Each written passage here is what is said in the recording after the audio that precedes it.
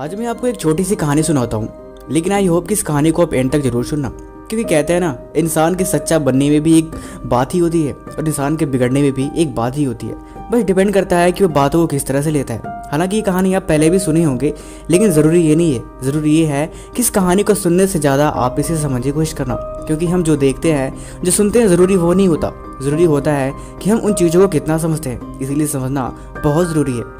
ये कहानी आपकी ज़िंदगी में एक ऐसा मैसेज देगी जिसकी मदद से आप ज़िंदगी में ये सबक सीखोगे कि हम अलग क्यों हैं। मतलब हमारे माहौल में कई तरह के लोग शायद हमारे जैसे हो, आपकी एज के, बिल्कुल आप ही के रंग के, लेकिन फिर भी आप में उनमें बहुत डिफरेंस होती है। ये कहानी एक मंदिर के बाहर लगे एक पत्थर की। वो पत्थर हमेशा मंदिर के साथ थोड़ी दूरी पे रखा होता था, जहाँ पे लोग अक्सर पूजा करने के बाद नारियल फोड़ा करते थे। एक दिन पत्थर वो हर रोज यही बात सोचा करता था कि आखिर मेरी किस्मत इतनी खराब क्यों है। हालांकि मंदिर के अंदर एक छोटा सा मूर्ति था, वो भी पत्थर की बनी थी, लेकिन फिर भी वो हैरान होता था कि पत्थर वो भी है और पत्थर मैं भी हूँ, लेकिन फिर भी दोनों की किस्मत में कितना फर्क है। मेरे सर पे नारियल फोड़ा जाता है और उस पत्थर के नीचे फल फूल और पानी, कितनी सारी चीज़ चढ़ाई जाती है। वहाँ पे लोग सिर झुकाते हैं और यहाँ पे लोग मेरा सर फोड़ देते हैं। ये बात पत्थर बहुत हैरान था, काफ़ी दिनों से लेके परेशान था।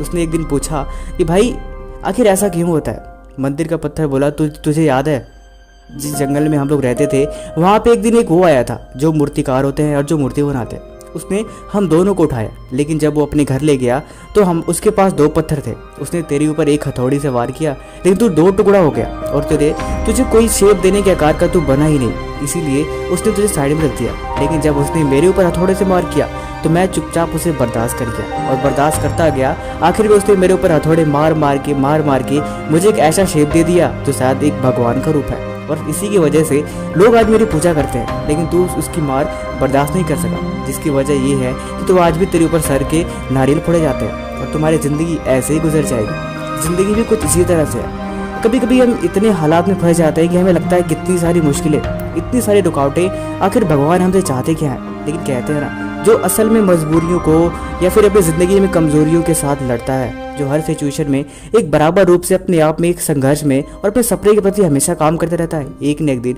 वो सफल जरूर होता है।